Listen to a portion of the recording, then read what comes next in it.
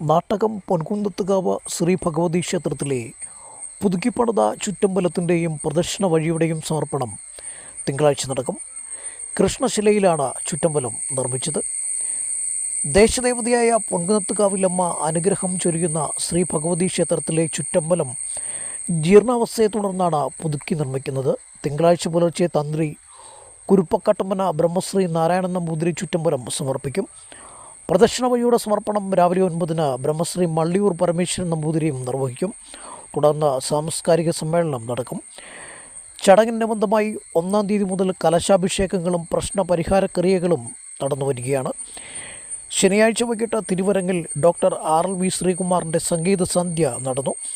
Kummanam Upendranath വയലിനിലും Kummanam Harindranath മൃദംഗത്തിലും Kurichithanam Ananthakrishnan ഘടത്തിലും പക്കമൊരുക്കി.